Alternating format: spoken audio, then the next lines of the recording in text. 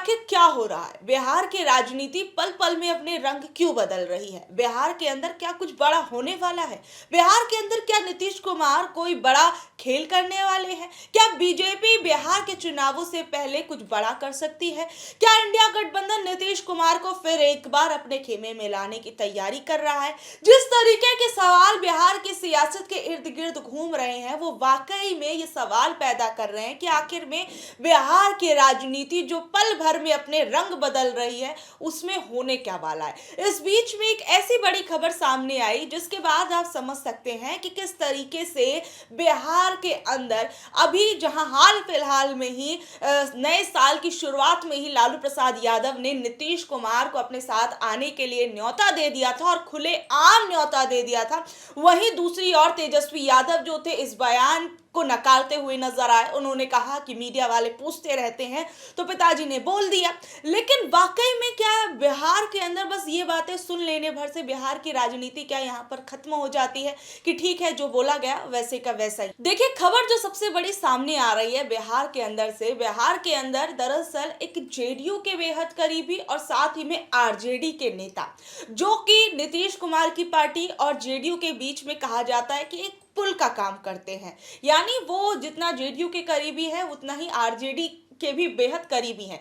उन्हीं के घर पर ईडी ने छापेमारी की है। उनके कई ठिकानों पर ईडी की ये छापेमारी जो है अब सीधे सीधे बीजेपी पर सवाल खड़े करती है, क्योंकि देखिए चुनावों से पहले जिस तरीके से कई जगहों पर कई राज्यों के अंदर चुनावों से पहले जो छापेमारी होती है उसके बाद बीजेपी बार बार सवालों के घेरे में आ जाती है कि आखिर में बीजेपी जो ईडी है या फिर सीबीआई है, ये सारे लोग तभी एक्टिव क्यों नजर आते हैं जब कहीं पर चुनाव होता है और ज्यादातर विपक्ष के लोगों पर क्यों एक्टिव नजर आते हैं। इस बीच में मैं आपको बता दूं कि जिस व्यक्ति की यहाँ पर बात की जा रही है वो जेडीयू के भी बेहद करीबी है और आरजेडी के नेता भी हैं, और उनके घर पर चुनावों से पहले आप समझ सकते हैं कि ये छापेमारी अपने आप में एक बड़ा सवाल पैदा करती है। खबर देखिए, बिहार के अंदर आरजेडी के नेता आलोक मेहता के घर ईडी का छापा। 85 करोड़ के लोन फ्रॉड केस में 18 ठिकानों पर ली जा रही तलाशी।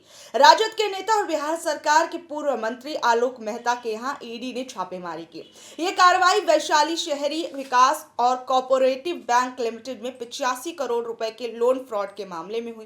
बिहार, उत्तर प्रदेश, पश्चिम बंगाल और दिल्ली के 18 ठिकानों पर तलाशी ली जा रही है। ये पूरा मामला फर्जी लोन खातों और नकली दस्तावेजों और मनी लॉन्ड्रिंग से जुड़ा हुआ है। और जब ये छापेमारी की गई तो फिर एक बार ये सवाल उठने लगा कि क्या बीजेपी पार्टी नीतीश कुमार की चुप्पी को बिल्कुल भी हल्के में लेने की तैयारी में नहीं है, और कहीं ना कहीं नीतीश कुमार की जो चुप्पी है वो बीजेपी की धड़कनें बढ़ा रही है, और बीजेपी की तरफ से क्या इस वजह से ऐसी कार्रवाइयां की जा रही हैं। और जिस तरीके से बिहार के अंदर हम देखते हैं कि कभी नीतीश कुमार के खेमे से कोई बयानबाजी सामने आती है तो कभी बीजेपी के खेमे से जो है बयानबाजी सामने आती है, और जो ये बयानबाजियों का दौर है वो अपने आप में ही एनडीए के भीतर क्या कुछ चल रहा है इसी पर सबसे बड़ा प्रश्न चिन्ह लगा देती है।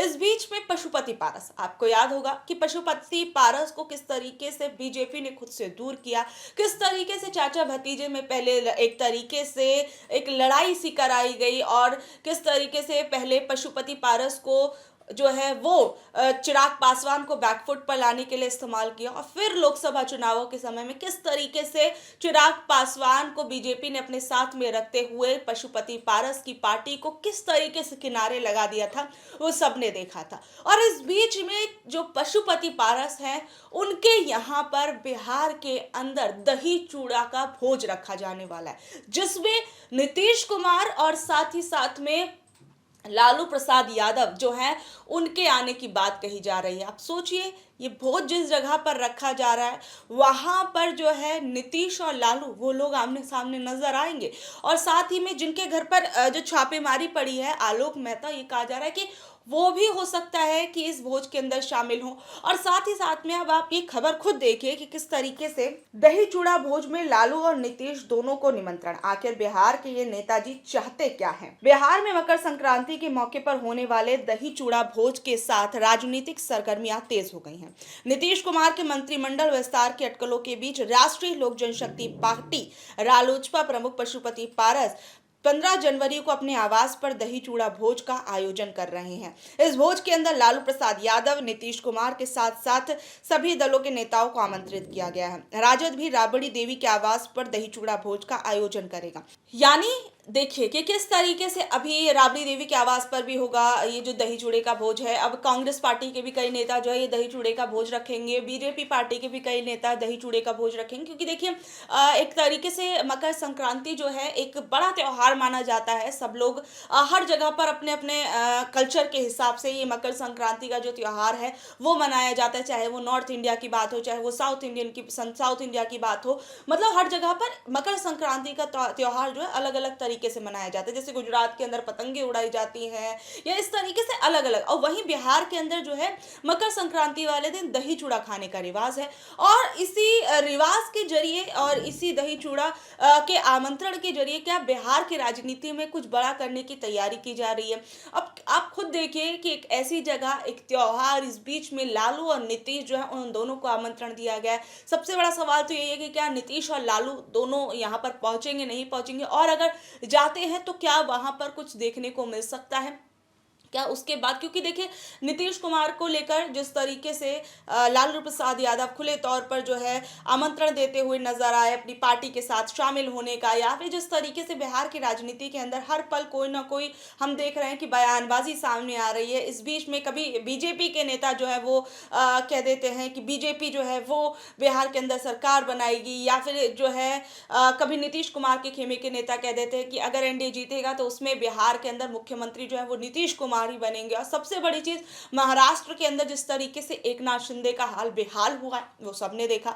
और क्या है, एकनाथ शिंदे के इस बेहाल हाल को देखने के बाद नीतीश कुमार और भी ज्यादा सतर्क हो गए। इस वजह से वो कुछ चुप्पी साधे हुए हैं, और जो बीजेपी के लिए कहीं ना कहीं जो है परेशानी का कारण बन सकती है। क्योंकि देखिए नीतीश कुमार की पार्टी को लेकर हर कोई जानता है कि जिसके साथ वो होंगे कहीं ना कहीं बिहार के अंदर उस पार्टी के या उस दल के चुनाव जीतने के चांसेस जो है वो ज्यादा हो जाएंगे। और बिहार के अंदर जो कुर्मी का वोट है, महादलितों का वोट है, वो ज्यादातर जो है वो नीतीश कुमार की पार्टी के साथ जाता है, और ये वोट जो है एक बड़ा आप कह सकते हैं रोल निभाता है बिहार की सरकार को बनाने में। अब बहरहाल ये बिहार के अंदर जो कुछ चल रहा है वो मैंने आपके सामने रखा। आप लोगों का इस बारे में क्या कुछ कहना है नीचे दिए कमेंट बॉक्स में ज़रूर बताइएगा, और ऐसे अपडेट से जुड़े रहने के लिए देखते रहिए online news Bharat. Online news Bharat को लाइक करें, शेयर करें, सब्सक्राइब करें।